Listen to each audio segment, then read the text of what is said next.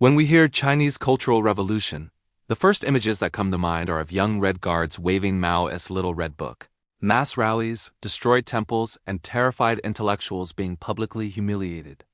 Most textbooks frame it as chaos unleashed by Mao Zedong to consolidate power, but is that the full story? Was it merely the eruption of uncontrolled mass hysteria? Or was there a calculated political strategy behind the turmoil? How could an entire nation be thrown into such extreme upheaval and yet emerge under tighter control?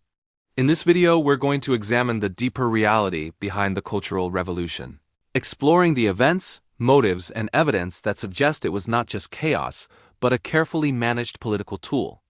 The roots of the Cultural Revolution trace back to Mao Zedong's struggle to maintain authority after the failures of the Great Leap Forward.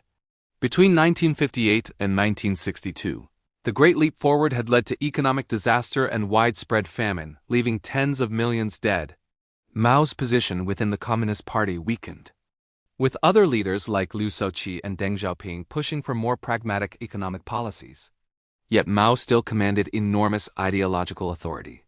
The Cultural Revolution, which officially began in 1966, can be seen as both a response to personal political vulnerability and a broader attempt to reassert revolutionary zeal across China. By framing it as a mass movement, Mao could mobilize the population, target rivals, and reset the party's ideological direction. One of the first signs of strategy within the chaos was the creation and deployment of the Red Guards. These were primarily students, teenagers, and young adults who were encouraged to challenge authority figures, criticize party officials, and attack bourgeois elements in society. At first glance, it appears chaotic. Schools were closed, temples desecrated, and families torn apart. But if we look closer, the Red Guards were not acting entirely on impulse.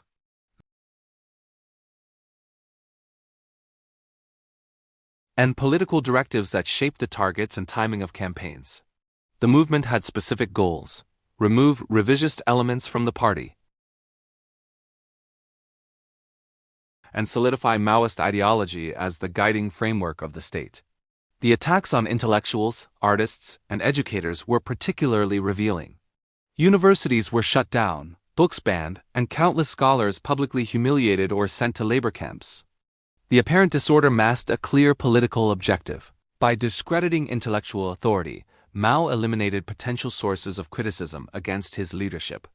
Figures like Liu Shaoqi, once Mao's designated successor, were labeled traitors and systematically removed from power. Even within the Communist Party, members who favored economic pragmatism were accused of betraying revolutionary ideals. The chaos served a function. It created fear, loyalty, and dependence on Mao as the ultimate arbiter of political and ideological correctness. Propaganda played an essential role in both inciting and controlling the movement. Newspapers, posters, and radio broadcasts repeatedly framed the Cultural Revolution as a fight between good and evil, between revolutionary heroes and corrupt elements. The Little Red Book was everywhere, carried by citizens, memorized by schoolchildren, and used as a tool to judge loyalty. While this created a sense of mass chaos, it also provided a centralized narrative that allowed the leadership to direct the movement. Even in violence and destruction, the messaging reinforced the political goals of the party leadership. Citizens knew who was designated an enemy, what behaviors were rewarded, and how to align themselves with the regime's vision. The targeting of cultural artifacts and historical monuments is another layer that illustrates the blend of chaos and control. Temples, statues, traditional paintings, and classical texts were destroyed in the name of eradicating the four olds: old customs, old culture, old habits, and old ideas. On the surface, this seems like uncontrolled mob behavior, yet the destruction was focused and ideological. Certain regions and institutions were directed to identify specific counter-revolutionary symbols, showing a pattern of selective targeting rather than random vandalism. By erasing cultural memory, the leadership sought to weaken alternative sources of identity and authority, making loyalty to Maoist ideology the primary social glue.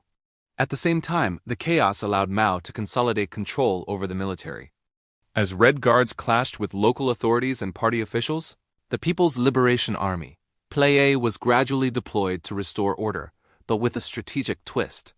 The PLA was given authority to arbitrate between competing factions, But in doing so, it became more closely aligned with Mao's central leadership. Military leaders who proved loyal were rewarded. Those who hesitated or resisted were sidelined. This ensured that after the height of the Cultural Revolution, the army itself became a pillar of political control, loyal to Mao above all else. In other words, the disruption of society also allowed the centralization of power in a way that might have been impossible in normal circumstances. Internationally, the Cultural Revolution also served a political purpose. China was emerging from the shadow of the Soviet Union, which had been a model and ally in earlier decades. Mao's campaigns projected the idea of ideological purity, signaling to both domestic and international audiences that China would not compromise its revolutionary path. Diplomatic maneuvering, combined with the image of mass revolutionary fervor, allowed China to carve a distinct identity within the communist world. While foreign observers saw chaos and instability, internally it reinforced Mao's authority and ideological legitimacy. Evidence also suggests that many events during the Cultural Revolution were orchestrated rather than entirely spontaneous.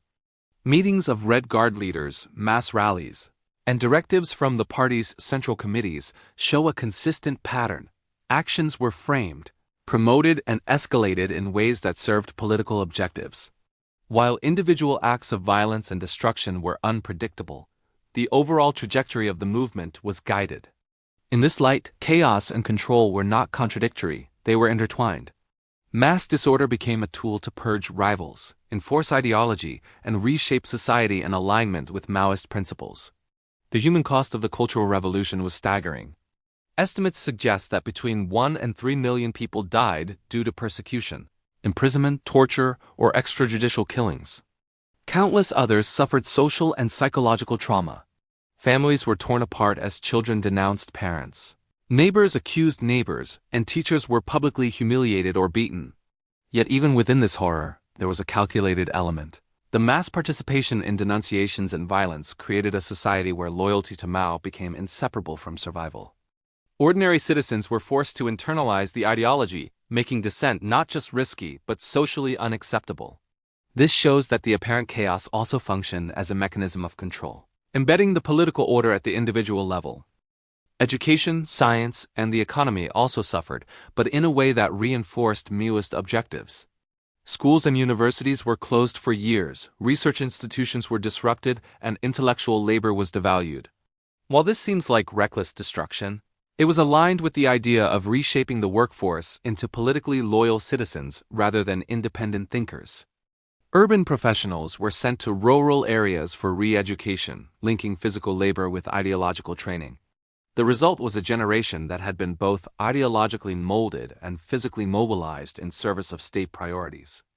This further demonstrates that even mass disruption had a coherent political logic. It broke traditional hierarchies and replaced them with loyalty-based networks.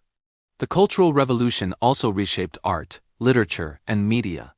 Traditional cultural expressions were suppressed, while revolutionary operas, films, and literature were promoted.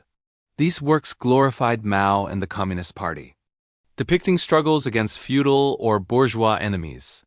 By controlling cultural production, the leadership ensured that public imagination and historical narrative were dominated by a single ideological perspective. Even in the midst of apparent chaos, culture became a tool of political consolidation. The Red Guards destroyed what contradicted this narrative.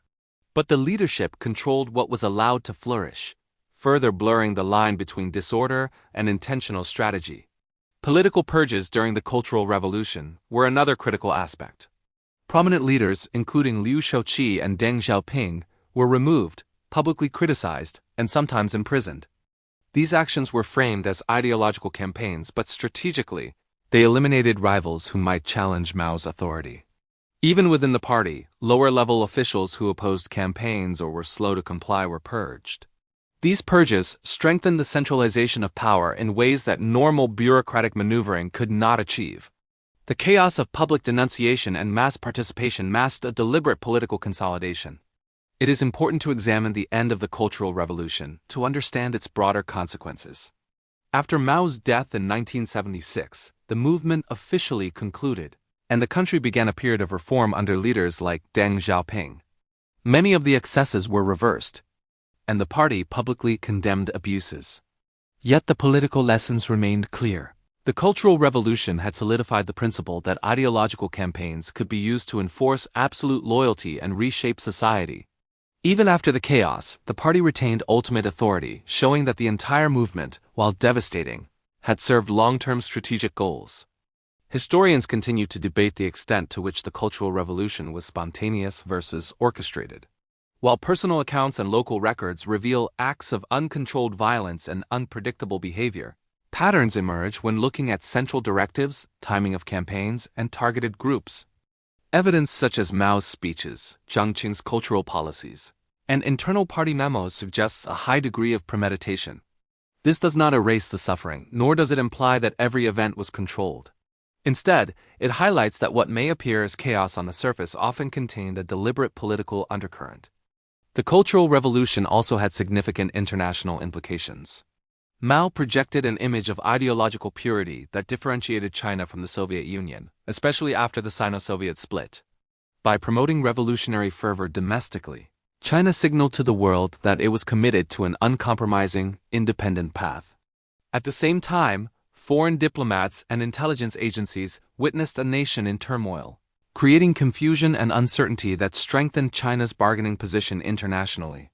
Even global observers could not easily separate the chaotic events from the calculated political messaging, showing that domestic chaos served external strategic purposes as well.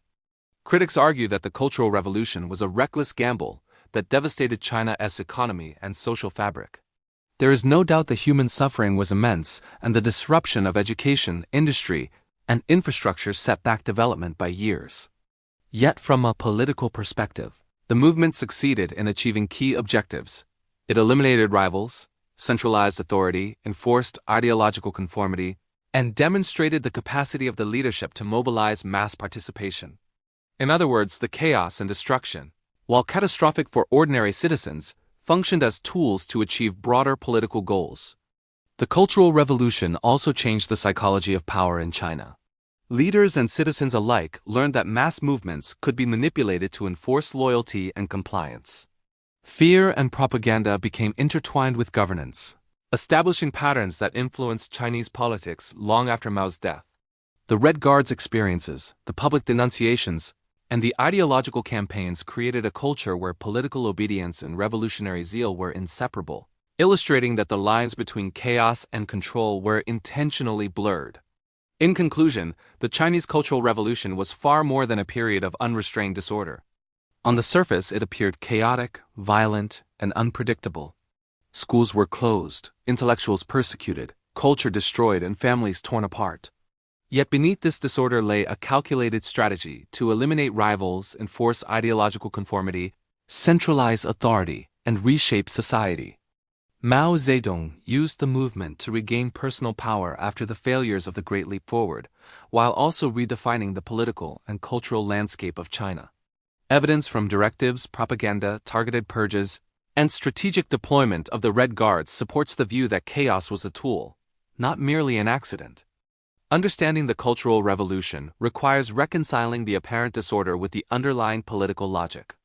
It teaches us that mass upheavals, while destructive, can be instrumentally used by leaders to achieve objectives that would be impossible through conventional governance. It also serves as a cautionary tale about the human cost of ideological manipulation. Millions suffered, but the state emerged more centralized and ideologically cohesive than before. The Cultural Revolution was simultaneously chaos and control, terror and strategy, destruction and political engineering, a duality that remains a defining feature of one of the most transformative periods in modern Chinese history.